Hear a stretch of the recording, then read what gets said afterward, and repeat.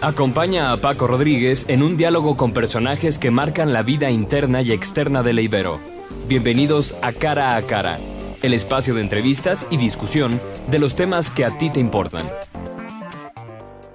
¿Qué tal? Un gusto saludarles. Bienvenidos a su programa Cara a Cara, el programa de entrevistas de Ibero TRC. Yo soy Paco Rodríguez y está aquí con nosotros la doctora Laura Orellana, coordinadora del Centro de Investigación Institucional y coordinadora de la Maestría en Historia. Laura, un gusto saludarte. Sí, muchas gracias, Paco. Yo también es un gusto estar aquí.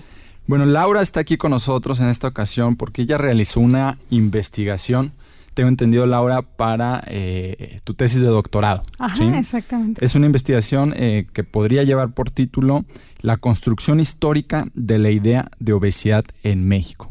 Cuéntanos, Laura, de qué trata y por qué surge esta investigación. Sí, bueno, la investigación trata acerca de cómo se fue construyendo la idea de la obesidad como enfermedad en México, porque antes la obesidad no se veía como una enfermedad.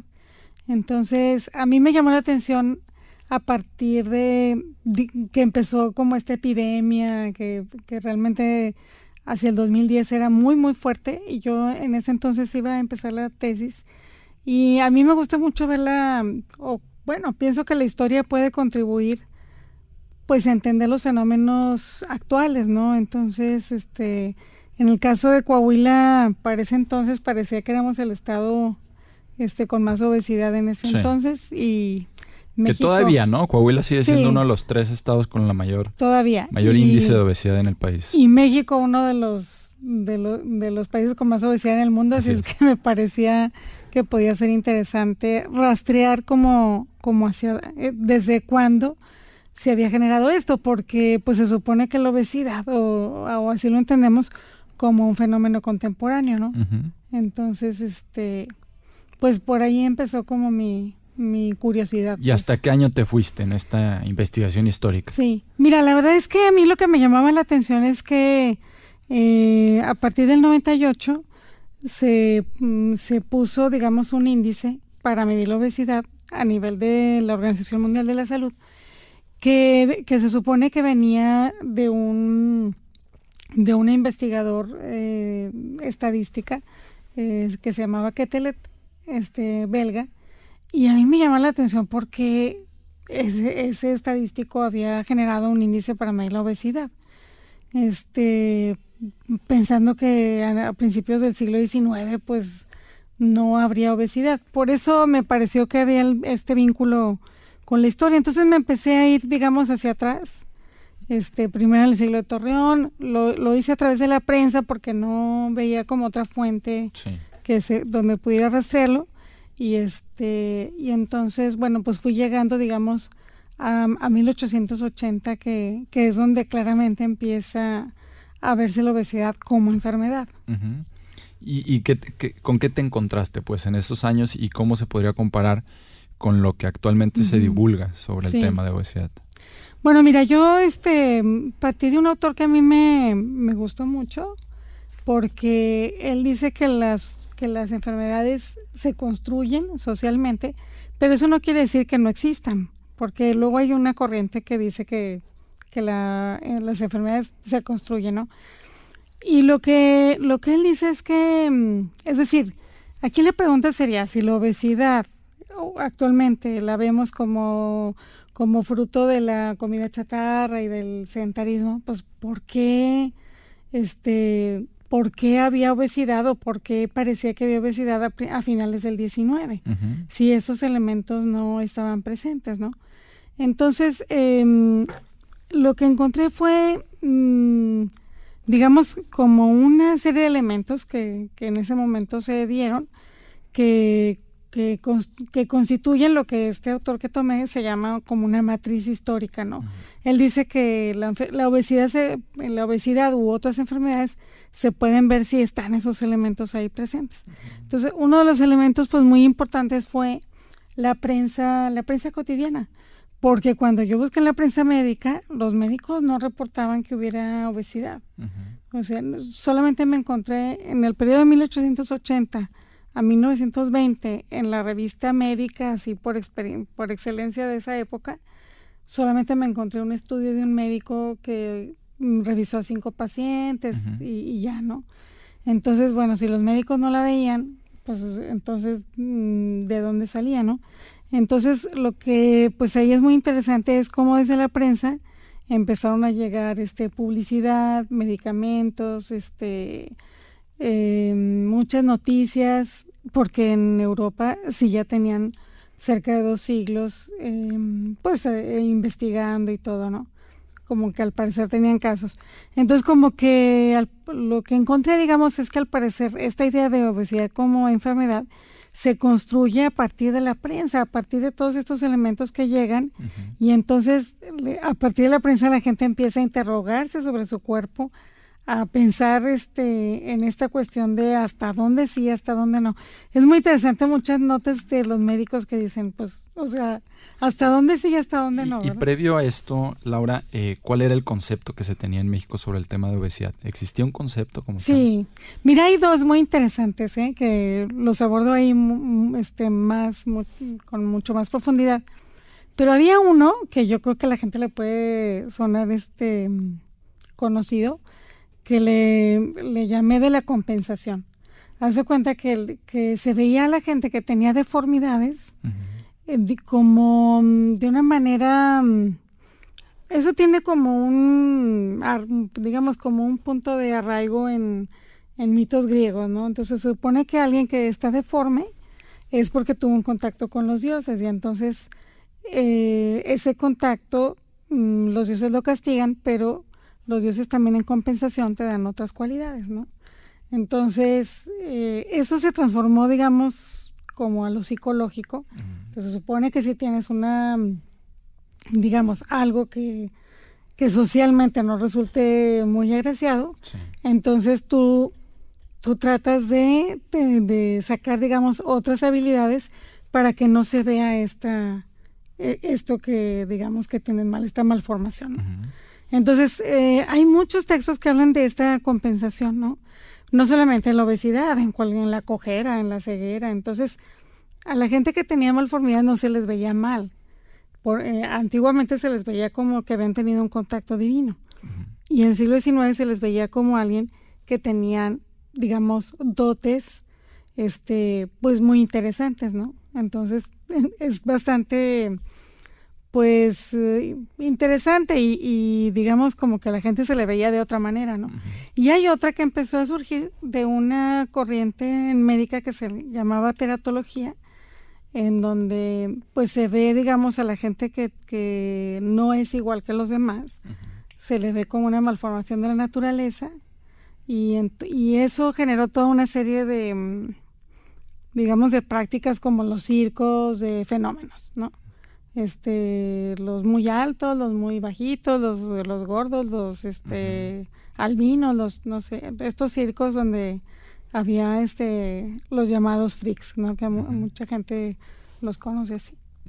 Entonces, como para resumir, podríamos decir que en México el concepto de obesidad como una enfermedad, pues, viene de afuera. Viene del exterior. Exacto. ¿Sí? Pero ¿en qué momento, según tu investigación, según lo que consultaste, ya se arraiga realmente este concepto de enfermedad? No sé si hay algún momento histórico. Fíjate que, bueno, yo terminé la investigación formalmente hasta el 20, aunque realmente yo la seguí hasta el 40. Y lo que pasa es que es variable, por eso es importante ubicarla históricamente, ¿no? Alrededor de cuando empieza la revolución, en México baja porque, pues, por ejemplo, en 1915 fue el año del hambre. Entonces, hay un antropólogo que dice, cuando hay hambre, a la gente con más peso se le ve bastante bien, porque es como un signo de que está saludable, claro, o que tiene recursos, ¿no? Y al revés también, ¿no? Entonces, en México por la revolución, y en Europa y en Estados Unidos por la Primera Guerra Mundial, ¿no? Y después de eso viene un momento en que, digamos, como que se ven las dos maneras del corporales, digamos, se ven bien. Yo ahí, la verdad es que nada más lo apunto, pero yo digo que ahí hay como un desdoblamiento que me parece que se encarna simbólicamente en el gordo y el flaco, Ujú. porque van a surgir muchos gordos y flacos, así actores, en muchos lugares del mundo, ¿eh? Y me parece que es una manera, es como el Quijote y Sancho Panza, es como algo simbólico en donde los dos elementos están presentes.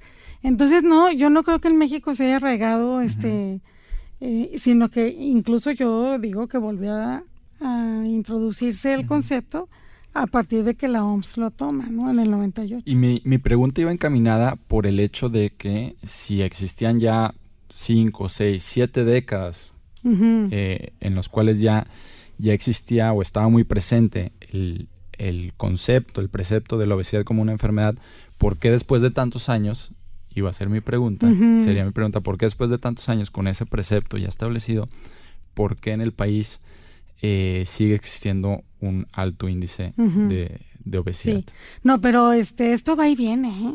Esto va y viene. Y te lo digo porque la preocupación principal, no sé, en los 20, 30, no era la obesidad, era la desnutrición. Claro. El tema de la obesidad se desapareció por completo, ¿no? Ujú. El tema era la desnutrición. Y ese tema desapareció. Hay algunos autores que dicen que también, bueno, estos cambios en los temas pues tienen una incidencia en políticas públicas, porque si tú pones el tema de la obesidad en primer lugar y quitas el de la desnutrición, también atiendes a unas personas y dejas de atender a otras. Claro. Entonces, el tema de la obesidad se desapareció. ¿Y hay alguno que sea más políticamente redituable de atender la obesidad pues o la por desnutrición? supuesto que la obesidad. O sea, es que eso es indiscutible. Es indiscutible. O sea, la desnutrición que te reditúa, ¿no? Ujú. Y tienes que atender a cierta población. Entonces se supone que ahora la obesidad también es desnutrición. Sí.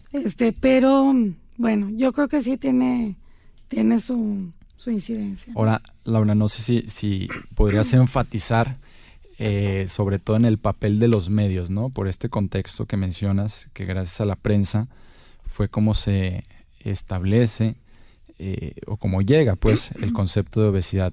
Porque vemos que desde aquellos años, seguramente desde antes, y lo vemos hoy en día también, pues siguen teniendo un papel importante los medios de comunicación. Yo diría fundamental, ¿eh? Realmente es por ahí, me empiezan a aparecer muchos anuncios, y además es algo muy interesante también, uno de los hallazgos, ¿no?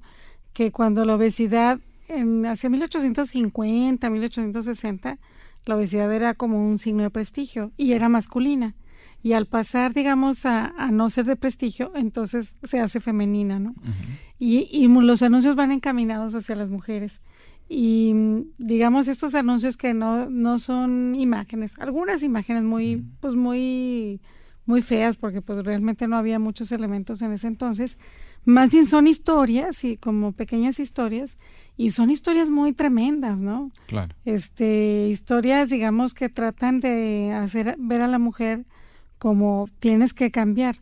Y además les van diciendo en qué tienen que cambiar, porque yo creo que en ese entonces nadie se fijaba mucho en el cuerpo, entonces tienen que decir, no, pues no sé. O sea que podríamos decir que hay un concepto de obesidad para el hombre y otro concepto de obesidad para la mujer. Sí, o sea, cambió. Uh-huh. Es que te digo, sí, cuando tú en 1860 por ahí, cuando ves que aparece la obesidad, no aparece como obesidad, aparece como robustez, como Uh-huh. con otros términos, ¿no? Pero aparece como un signo masculino. Era un signo de abundancia, ¿no? De riqueza, Entonces, bueno, por ahí me encontré una nota que decía que a los hombres se les medía no por su inteligencia, sino por los kilos, ¿no? Que pesaban, ¿no? Entonces, bueno, era una manera de medirlo. Pero sí, ya luego se vuelve femenina. Uh-huh. ¿Llegaste a alguna conclusión o quedó más abierta que nada la investigación? Mira, yo creo que queda abierta en el sentido de que abierta en el buen sentido. Claro. De que no podemos, yo creo que siempre tendemos a ver las cosas como en evolución, como en progreso, no sé, como en estas ideas, ¿no? Y bueno, yo creo que algo a lo que contribuye la historia es que, pues no, cada contexto, cada momento histórico tiene pues una manera de ver las cosas, y a veces eso se desaparece y vuelve a reaparecer en otro momento, de otro modo, ¿no? Entonces yo creo que lo que es importante es situar históricamente los fenómenos, ¿no? Alguien se podría preguntar, Laura, ¿para qué sirve conocer ese aspecto histórico? ¿Para qué crees tú que podría servir, que podría ayudar? Bueno, me parece que por un lado en este caso, creo que aquí vemos que digamos que el concepto de obesidad fue un concepto que llegó de fuera. Y si vemos muchos fenómenos de la medicina, me parece que eso es lo que sucede, ¿no? Que llegan de fuera y México medio que los adopta, medio que...